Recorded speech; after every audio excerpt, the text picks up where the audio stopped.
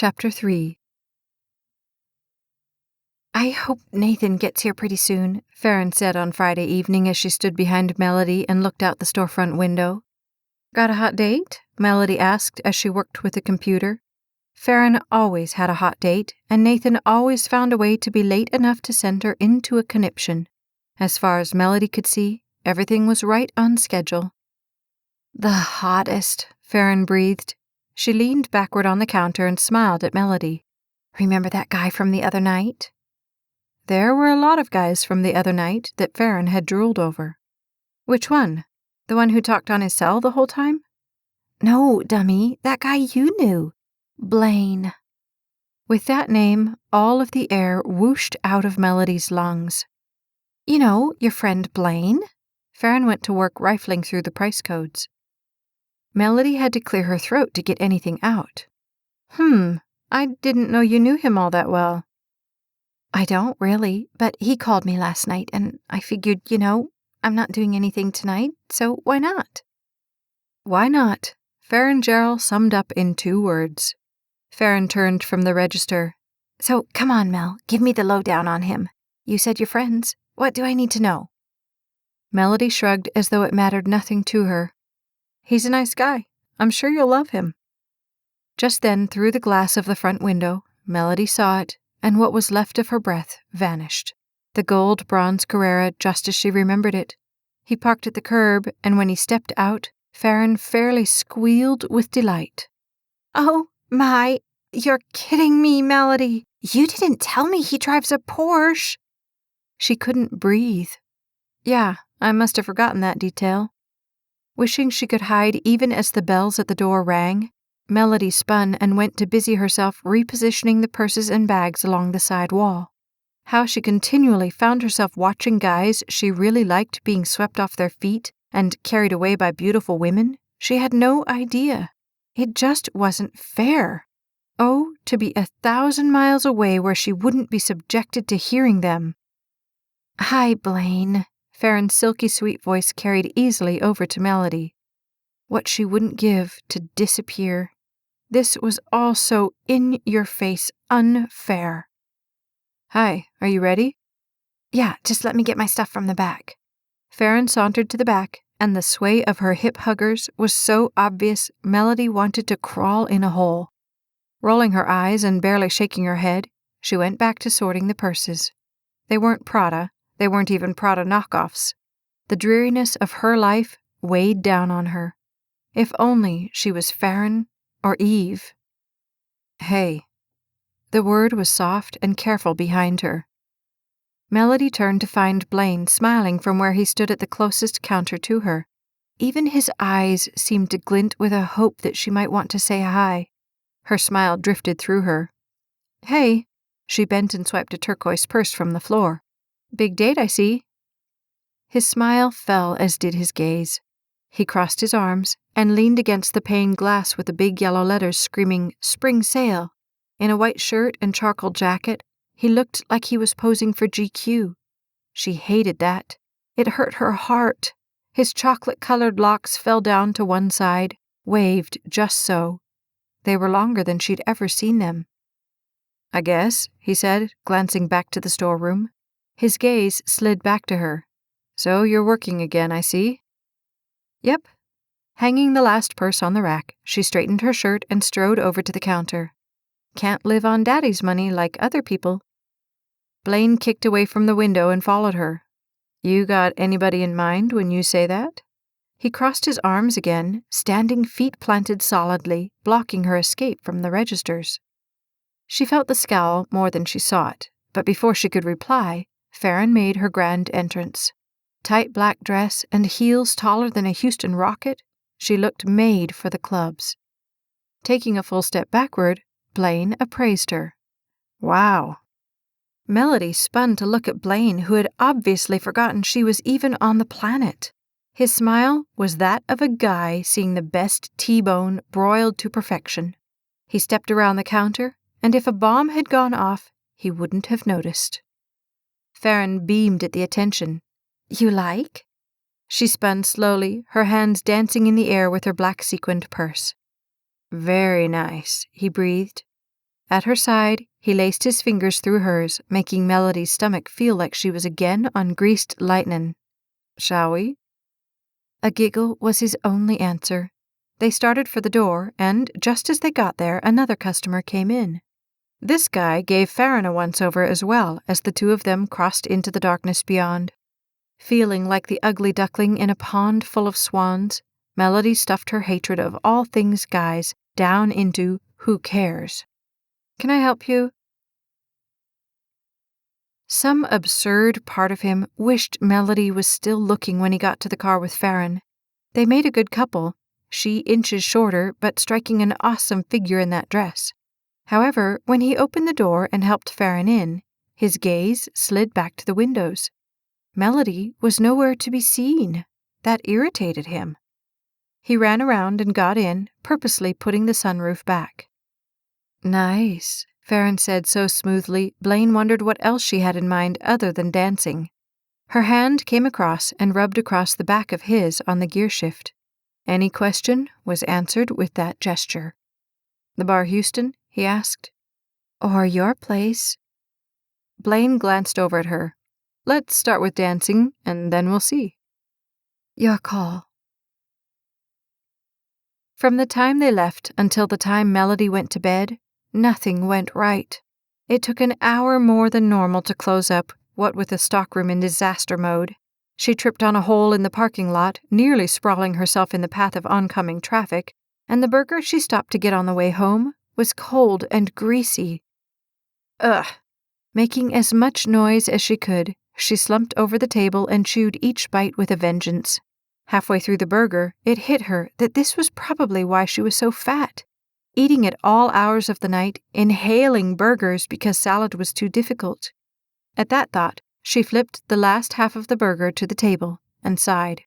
As much as she hated to admit it, the reason guys like Blaine didn't take a second look at her, like they did at the Farrons of the world, was because she wasn't rail thin and stacked in all the right places. She could never pull off that dress Farron had worn. It would have looked like someone painted it on. Disgusted with herself and life, she chunked the burger into the trash and, plucking at her work shirt because it stunk, she went upstairs to take a shower. Her mother was long since in bed, as she would have been if she didn't have to have funds to be able to continue her education. In the bathroom, she laughed at that. Education, meant to further her miserable single life. The truth was, guys didn't want an education. They wanted a bubblehead with a knockout body like Farron. Melody glanced in the mirror, and the disgust deepened. She looked like she'd been deep-fried with her burger. Nothing about her looked even remotely right. Her makeup was a mess, her hair was worse. In her jeans and stupid light blue shirt, she looked like someone who should be working at the waffle wagon. Turning so she wouldn't have to be more humiliated, she started peeling off her clothes. No wonder guys ran the other direction. So would she. Just because it would be the final nail in her coffin of gloom, she stepped on the scales. What she'd already known stared back at her. The question of what Farron saw when she looked at those numbers wafted over Melody. Farron didn't think twice about the size of her latest outfit. "Oh, yes, a size 2, please." Abhorrence at the loathsome mess her body was in snaked through Melody. But the facts were clear. If she wanted a guy, any guy, to ever notice her, she would have to make some serious changes. Vowing that starting tomorrow, she would start dieting and exercising and stick to it this time, she got in the shower. It was one thing to want to diet. It was another to know you had no choice. "And then we broke out the rum shots," Farron said as she practically draped herself over Blaine in the round booth. "Jacqueline was puking before we got back to the dorms. It was hilarious." "Jacqueline never could handle her liquor," the girl on the other side of Blaine, who was Farron's roommate, said just before she downed another Jell-O shot. When she came back to earth, she ogled Blaine. "Or her men." "Okay." Blaine retraced his gaze out to the dance floor. "Come on, Farron, let's go dance." "Dancing?" Farron giggled in that little girl way that crawled right across Blaine's nerves. "Me like." She flipped her hair over her shoulder as she glanced back at her friend. Blaine wanted nothing of seeing that exchange, so he grabbed her hand and kept walking. On the dance floor, he watched as Farron slid her shoulders through the beat, keeping her gaze only on him. How someone could seduce someone in open public like that with no qualms at all, he had no idea. Maybe some guys thought that was sexy, and some might even take her up on the offer she was obviously giving. For him, he glanced around them to see if anyone was staring at them as humiliation crept up his chest. However, the others seemed to be in their own little worlds, so he swallowed, turned to Farron, and tried to smile. When that song ended, a slower one took its place, and, without asking, Farron stepped into his arms. Blaine fought with his feet to keep them moving, back and forth, back and forth. He glanced down at her, the tresses of auburn snaking down the outline of his jacket as her face nestled next to him. She was nuzzling there, burrowing into him. On his back, her hand worked its way up past the break in his jacket and to his waistline. He fought not to squirm out of her grasp. It was odd how she could be so into this and have no idea that he so wasn't. Praying that the song would end before she went too far, Blaine glanced around again at the other couples. Most were doing just what she was, some going even farther in the dim light. But instead of that easing the qualms, it increased them. Why had he agreed to this? What was he thinking? The song ended, and moving away ever so slightly, Farron angled her gaze up to him through the heavily mascaraed eyelashes. Her smile spoke of finding a quiet place and letting nature take its course. Blaine purposely moved his gaze from hers. "You know," she said, lifting her shoulders as they neared the table, "it's almost midnight. What do you say we go back to your place for some real fun?" "My place?" The thought was so absurd, Blaine almost laughed out loud. "Oh, you're not having fun here?" "Well, yeah, but—" He waited for her to scoot into the booth. Nothing in him wanted to be near the girl downing Jell-O shots like candy. Wasted was clearly getting closer by the second. It was at that moment that he realized Farron had reached into her tiny purse and pulled out a cigarette. His stomach roiled at the thought. She put it to her lips and with that same look in her eye held the lighter up to him. "It's just not the same if I do it." Wishing the floor would open up and take him, Blaine tried to smile as he took the lighter from her. Girls like this were so predictable and so annoying. He tried not to think about it as he lit the cigarette for her. She inhaled and blew a long line of smoke into the air. "Ah, that's so much better." It was then that her hand slid under the table and found his thigh. "Don't you think?" Blaine sucked in the gasp. Taking hold of her hand lest it get too carried away, he fought not to let his shift away from her land him on the floor. "You know, Farron," he cleared his throat when she blew another stream of smoke his direction. "It is getting kind of late." Glee sprang to her eyes, but she covered it well. "I thought you'd never ask." Well, okay." He slid from the booth, hoping upon hope that he could get her home without major humiliation for one of them, though that didn't look promising. Some not-so-subtle something told him she might not take no for an answer. "We're going back," Farron said, emphasizing the word back. "Oh," her roommate said, her gaze dulled by the weight of the alcohol. "It's okay. I'll just crash at Eddie's." The fact that Eddie had been dancing the entire night with some girl named Tiffany apparently made little difference to Jell-O Girl.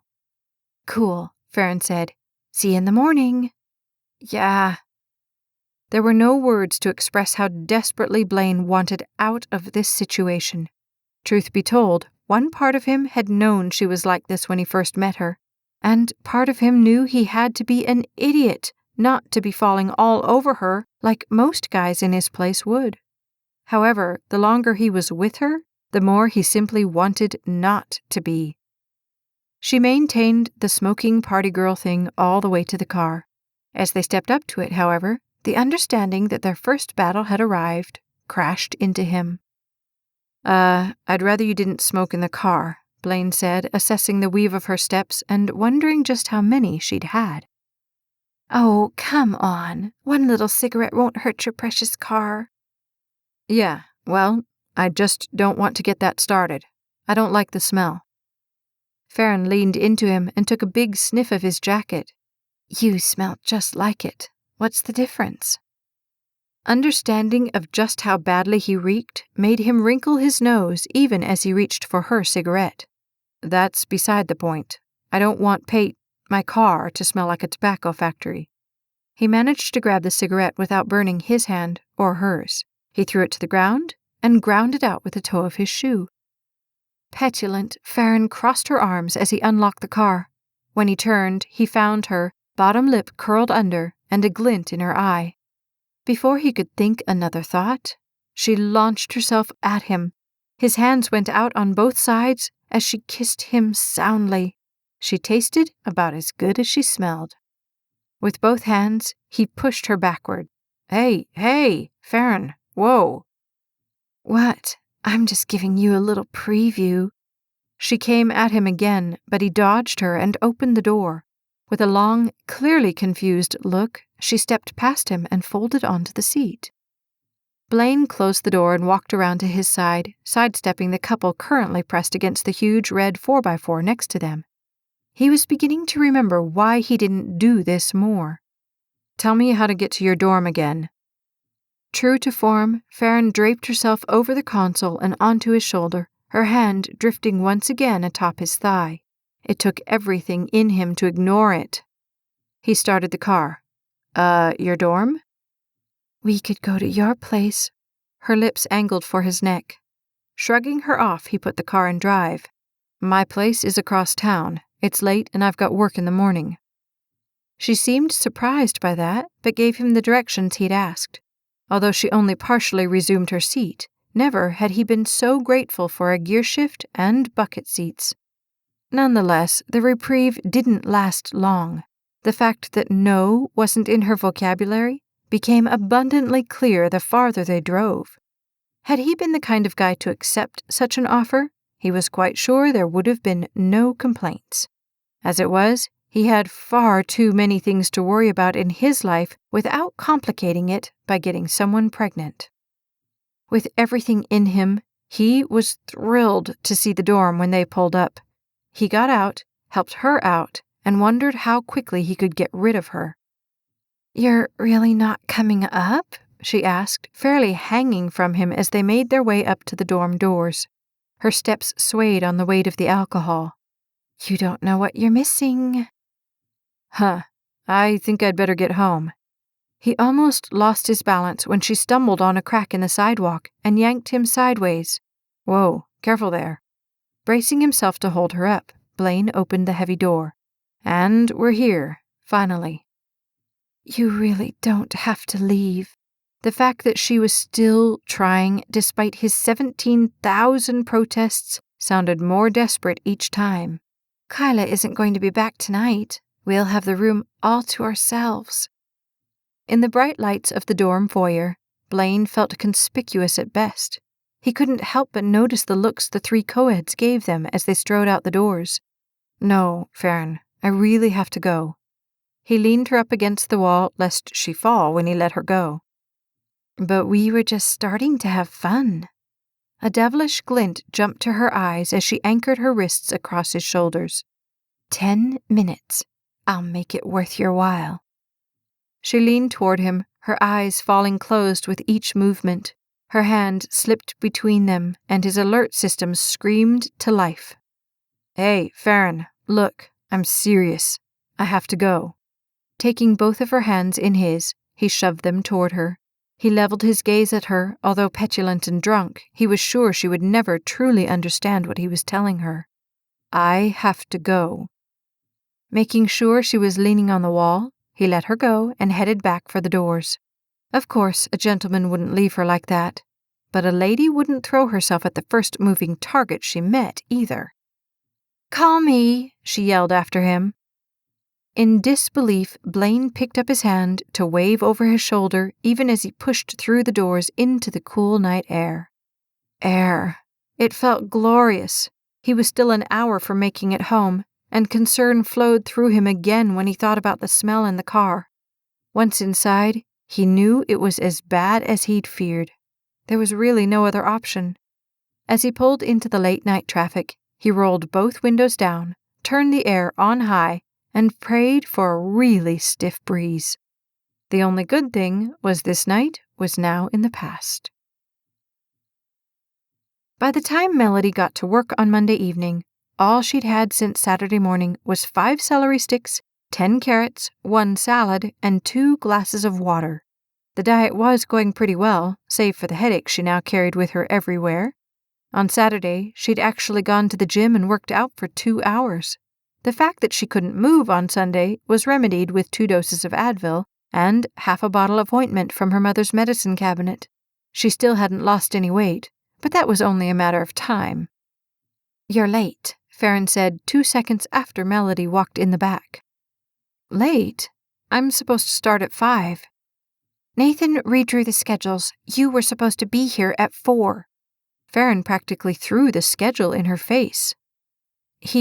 What? Panic flooded through her. "I can't be here at 4 on Mondays. I have class." "Not my problem," Farron flounced out. Melody let out a low guttural sound and went to find Nathan. This had better be a really bad April Fool's Day joke. "Hey, Blaine, how's life for the most handsome guy in the men's department?" Eve Knight, with her sky-high heels and swank outfits, could always perk up any visit to the break room. She strode across the room, dark hair flowing down her back, oblivious to the stares of the 2 new assistants at Harmon's. "Eve." Blaine's smile was never far behind when she showed up. "Come on, have a seat. You finished with the fall line by yet?" He spun a chair her direction. 2 seconds to grab a small frappuccino, and Eve accepted the chair. She flipped her hair back over her shoulder, revealing a fall of aqua and silver lame strips. "Almost." "So how's the new house? Did y'all get moved?" Blaine sipped his Dr. Pepper. It wasn't as flashy as the other offerings, but it was cheaper. "Ugh, I am so tired of boxes I could scream." "Yeah." He took a head-to-toe inventory of her. "It looks like you're really overdoing it there." She laughed and waved a set of long, tanned fingers at him. "The guys did most of it. AJ, Gabe, Jeff.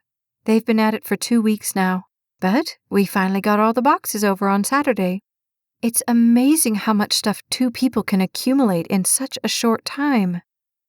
Aside from the recent nuptials, which Blaine had not been invited to, he didn't really know much about her life outside of the store.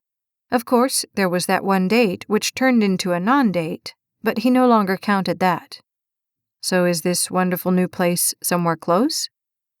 Her eyelashes covered half of her eyes as she glanced at him. "No, we went the suburb route. AJ's even thinking about transferring out there." It would be better if they could have a conversation without it involving AJ, but they never did. "Oh, really? And you?" Eve stretched her long legs and downed the last of her drink. "I'm keeping my options open. Who knows? Maybe in a couple months I'll have good reason to quit and just stay home."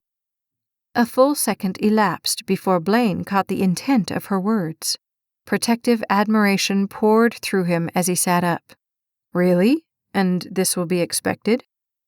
With a soft smile, she shrugged. "We'll see." The sight of AJ's old car parked in front of Mrs. Knight's house as Melody drove past made her push on the brake. Her gaze snagged and held on it. It could only mean one thing. One person.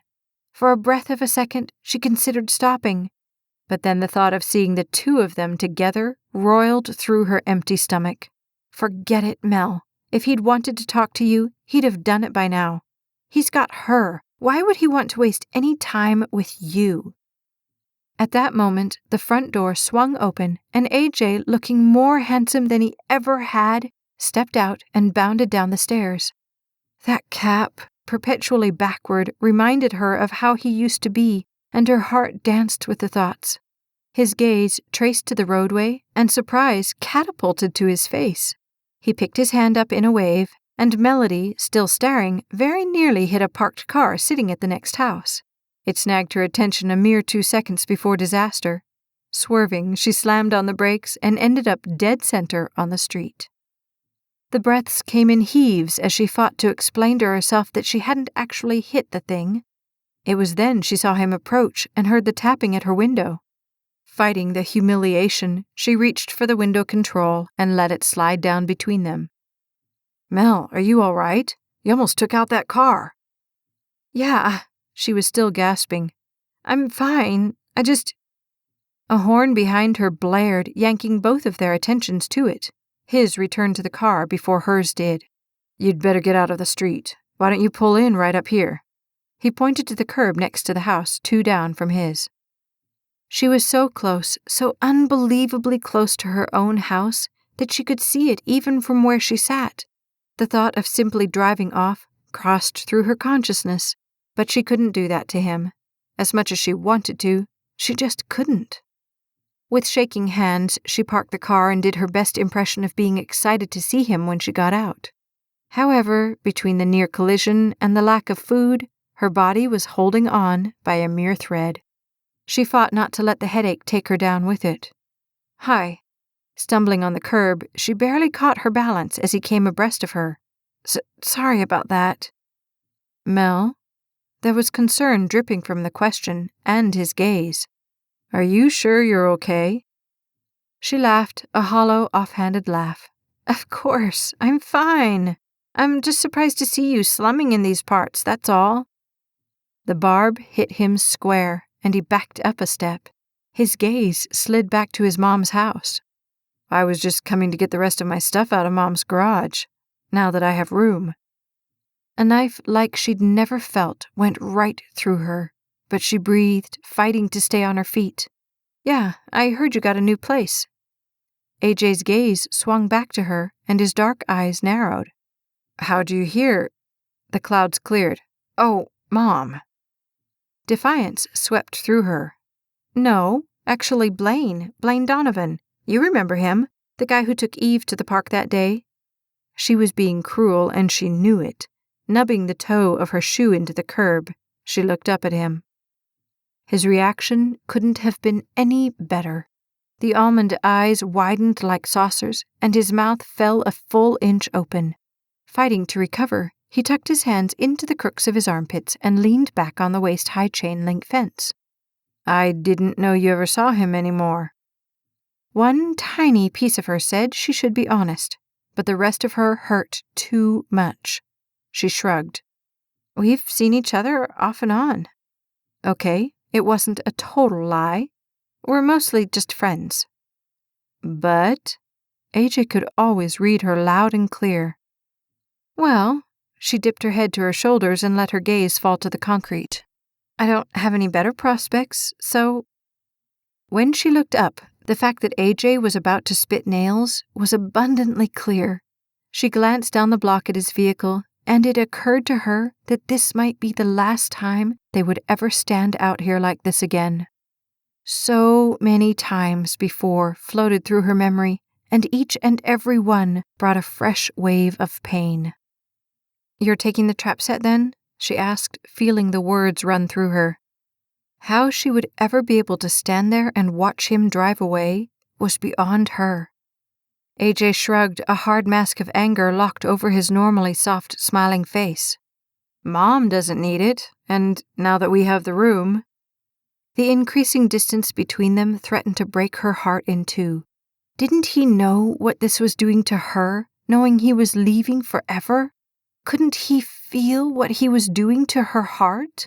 Struggling to keep the tears in their rightful place, she yanked in a breath. "Well, I'd better let you get back home. I'm sure Eve will be wondering what's taking you so long." Melody turned to her car and fumbled with the latch. Tears flooded her vision, blurring everything but the memories. Why did she have to be so fat and ugly? Why could guys like AJ never notice her? Door open, although she had no idea how, she dropped into the seat of her car, hoping she could get away without completely humiliating herself in front of him. "I guess I'll see you later then," he said, standing mid-sidewalk. She tried to smile as she waved. Then, as if her life depended on it, she spun into the street. Brushing, wiping, and swiping at the tears, she fought to get them to stop even as her heart crumpled over them. A.J. Knight, the one decent guy who ever looked her direction, was gone, lost in the arms of a woman Melody could never have competed with even on her best day.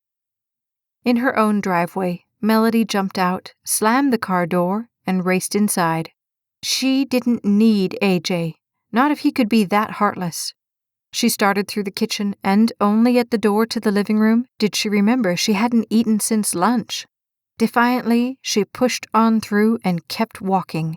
If only skinny models had a chance, then her only option was to become one. This has been For Real, Book 3, The Courage Series, written by Staci Stallings, narrated by Becky Dowdy. Copyright 2012 by Staci Stallings. Production copyright 2014 by Staci Stallings. Like and subscribe to the Staci Stallings YouTube channel so you never miss a second of the story.